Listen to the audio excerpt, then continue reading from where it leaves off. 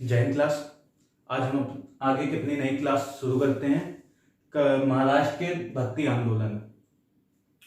तो कल हमारा भक्ति आंदोलन जो हुआ था वो साउथ नॉर्थ की तरफ, नॉर्थ इंडिया की तरफ हुआ था। अब जो महाराष्ट्र में मुख्य रूप से भक्ति आंदोलन चालू हुआ था वो करते हैं। इससे भी क्वेश्चन पेपर में पूछे जाते हैं। तो महाराष्ट्र में भक्ति आंदोलन कब से कब तक रहा है? 1300 से 1700 ईस्वी तक। इसका केंद्र पांढरपुर था और इसके मुख्य देवता विठोबा व विठल कहे जाते हैं। विठोबा को कृष्ण का अवतार मानते हैं। तो पहले महाराष्ट्र में जो भक्ति आंदोलन था उसके मुख्य देवता कौन थे? विठोबा व विठल। विठोबा को कृष्ण का अवतार मानते हैं। इसके प्रमुख संत कौन थे महाराष्ट्र के भक्ति आंदोलन के? ज्ञानदेव, हेमाद्रि, चक्रधर, नामदेव, तुकाराम व रामदास। ये कहा जाता है महाराष्ट्र में भागवत धर्म की आधारशिला किसके द्वारा रखी गई? तो वो थे ज्ञानदेव। तो महाराष्ट्र में भागवत धर्म की नींव किसने तैयार की? तो नामदेव ने। महाराष्ट्र में भागवत धर्म का स्तंभ तैयार किसने किया?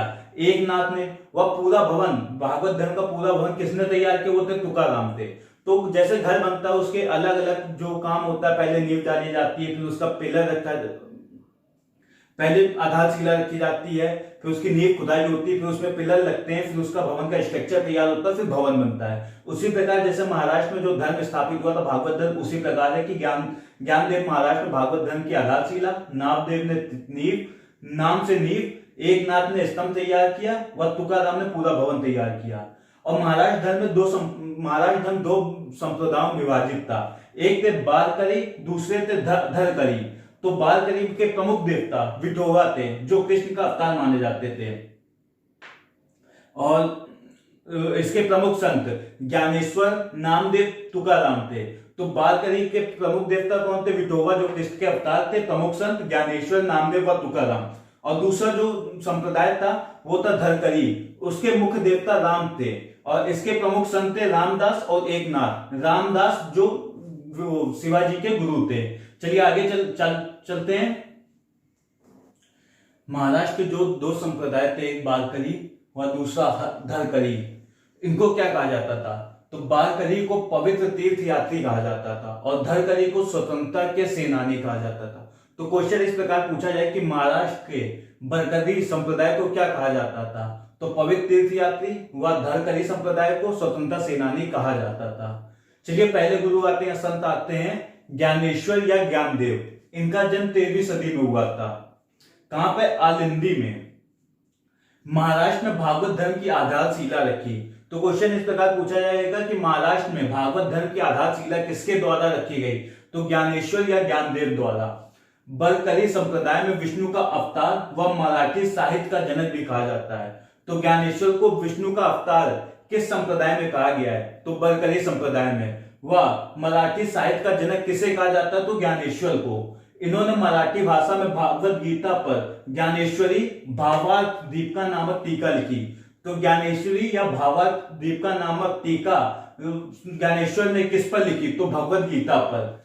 इनकी रचनाएं देख लीजिए ज्ञानेश्वर की। अमृतानुभव, चंद्रदेव प्रशस्ति और हरिपाठ। रचनाएं अधिकतर मैट्रिकों में बहुत पूछी जाती है, ध्यान रखिएगा। चलिए हम आगे चलते हैं। चलिए हमारे अगले संत नामदेव, जिनका जन्म 1270 में हुआ था और मृत्यु 1350 में हुई थी। इनका जन्म एक दर्जी परिवार में हुआ था। दर्जी छीपा भी कहा जाता था दर्जी को महाराष्ट्र में। तो दर्जी या छीपा है। नामदेव का जन्म किस परिवार में हुआ था? दर्जी या छीपा परिवार में। कहा हुआ था? सतारा के नरसी बामनी गांव में। कब? 1270। नामदेव डाकू व दर्जी थे। इनके गुरु विशोबा खेचर थे। तो नामदेव के गुरु कौन थे? विशोबा खेचर। नामदेव पहले सगुल संत थे, बाद में निर्गुण धारा के संत हो गए थे। महाराष्ट्र धर्म के उदय महत्वपूर्ण योगदान दिया है। ब्राह्मणों की सत्ता को चुनौती दी व जाति प्रथा का विरोध किया नामदेव ने। इनके कुछ पद गुरु ग्रंथ साहिब में भी संकलित हैं। इन्होंने कहा कि एक पत्थर की पूजा होती है तो दूसरे पत्थर को पैरों तले रौंदा जाता है। यदि एक में भगवान है तो दूसरे में भी भगवान है। ये निर्गुण धारा के संत बाद में हो गए थे।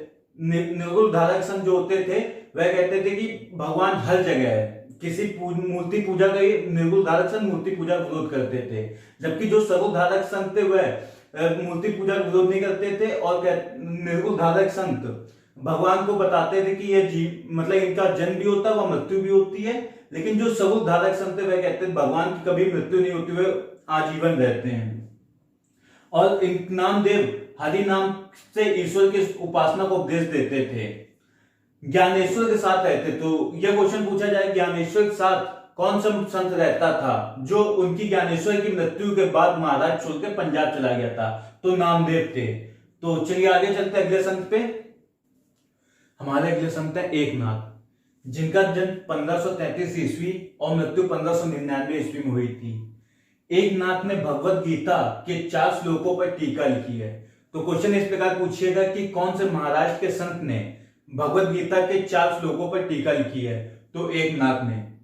इनकी कविताएं अभंगों के नाम से जानी जाती थी। तो अभंगों के नाम से किनकी कविताएं जानी जाती थी? एकनाथ की। भगवत गीता का मराठी में अनुवाद किया। तो क्वेश्चन इस प्रकार पूछा जाएगा कि किसने भगवत गीता का मराठी में अनुवाद किया, वह कौन से संत थे? तो एकनाथ। महाराष्ट्र का तुलसीदास कहा जाता है। तो महाराष्ट्र का तुलसीदास किसे कहा जाता है? एकनाथ को। इनकी रचनाएं देख लेते हैं। भावार्थ रामायण, एकनाथी भागवत एवं रुक्मणी स्वयंवर। ये रचनाएं जो होती है मैचिंगों में बहुत पूछी जाती हैं। महाराष्ट्र में कीर्तन शुरू करवाया। तो क्वेश्चन इस प्रकार पूछेगा महाराष्ट्र में कीर्तन किसके द्वारा शुरू हुआ? एकनाथ द्वारा। एकनाथ कहते थे कि यदि संस्कृत देव भाषा है तो क्या मेरी मराठी दस्यु दुष्ट भाषा है? तो ये कथन किसका है? एकनाथ का। दस्यु मतलब जो दुष्ट होता है, दस्यु का अर्थ होता है दुष्ट।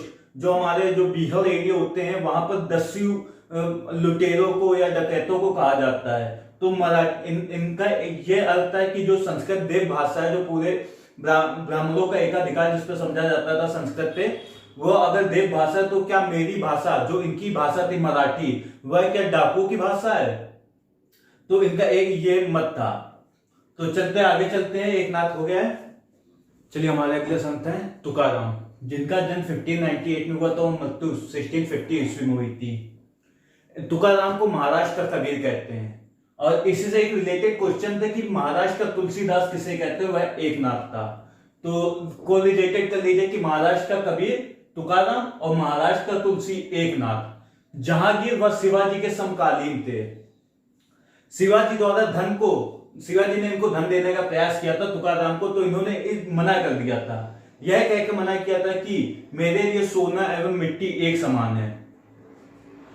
इनका जन्म पूना के निकट देहू में 1598 में हुआ था और यह जन्म से शूद्र थे, निम्न जाति के। इनकी शिक्षाएं अभंगों के रूप में संकलित हैं। और एक और जो रचनाकार या संत है जिनकी रचनाएं भी अभंगों के नाम से जानी जाती हैं, वह एकनाथ हैं। तो एकनाथ व तुकाराम की शिक्षाएं या कविताएं अभंगों के रूप में संकलित हैं। इन्हें बालकारी पंथ की स्थापना की थी। जो एक महाराष्ट्र में संप्रदाय था बालकारी पंथ, उसकी स्थापना तुकाराम द्वारा की गई थी। और कबीर की तरह जाति प्रथा के विरोधी थे। तुकाराम भी उसी स्वप्न को देखा करते थे, मराठा साम्राज्य का स्वप्न देखा करते, जिस स्वप्न को शिवाजी ने देखा था। तो क्वेश्चन ये पूछा जाएगा कि कौन सा संत शिवाजी की तरह मराठा साम्राज्य का स्वप्न देखता था, तो वह तुकाराम थे। तो चलिए आगे चलते हैं। हमारे अगले गुरु हैं रामदास, जिनका जन्म 1608 ईस्वी में व मृत्यु 1681 ईस्वी में हुई थी। इन्होंने धरकारी पंथ की स्थापना की थी। तो धरकारी पंथ की स्थापना किसके द्वारा हुई? रामदास के द्वारा। और यह शिवाजी के आध्यात्मिक गुरु थे रामदास। शिवाजी के गुरु कौन कहे जाते हैं? तो रामदास कहे जाते हैं। इन्हें महाराष्ट्र में समर्थ गुरु रामदास के नाम से भी जाना जाता था। परमार्थ संप्रदाय स्थापित किया। तो रामदास के द्वारा कौन सा संप्रदाय स्थापित किया गया? तो परमार्थ संप्रदाय। इनकी रचनाएं दासबोध एवं आनंद वन भुवंती। यह कहा जाता है कि मराठा साम्राज्य जो स्थापित हुआ था उसमें यह पुस्तक दासबोध का बहुत ही महत्वपूर्ण योगदान था। और भी चीजें देखेंगे जब मराठा पढ़ेंगे कि मराठा साम्राज्य क्यों स्थापित हुआ था। तो यह क्वेश्चन पूछा जाएगा मराठा साम्राज्य स्थापित होने में कौन सी पुस्तक का बहुत महत्वपूर्ण योगदान था? तो दासबोध का बहुत ही महत्वपूर्ण योगदान था।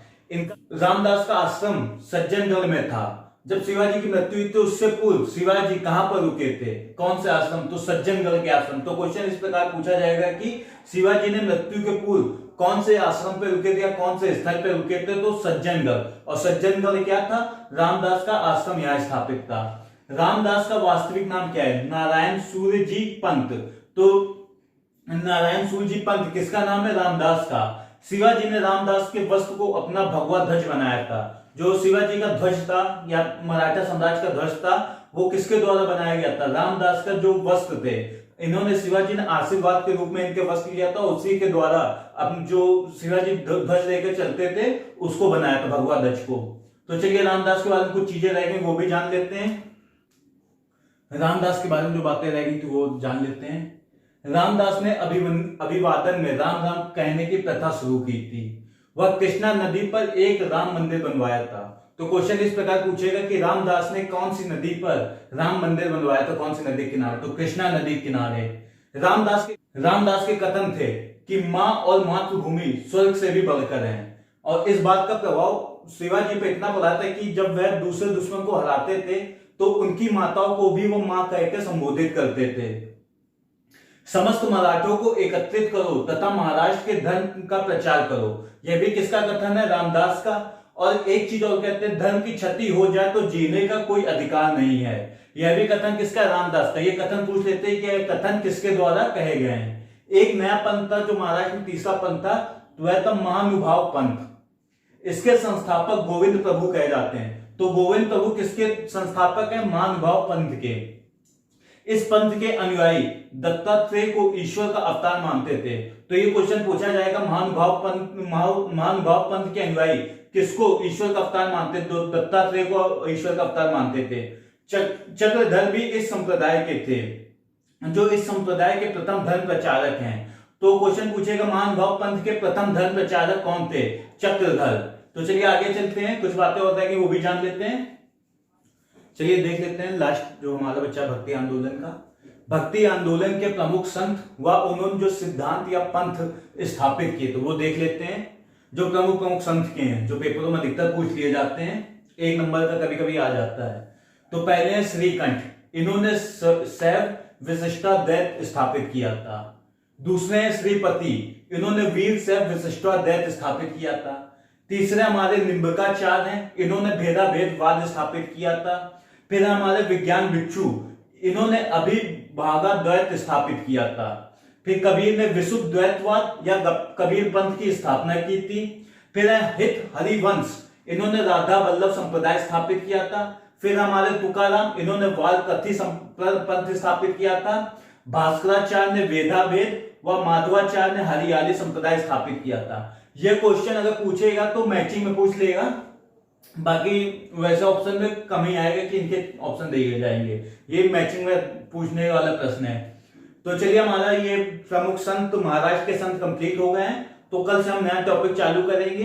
अगर किसी को कोई नया टॉपिक या कोई कुछ किसी में दिक्कत आ रही हो तो वो नीचे कमेंट बॉक्स में बता सकता है। तो कल से हम नया टॉपिक चालू करेंगे। आज के लिए जय हिंद।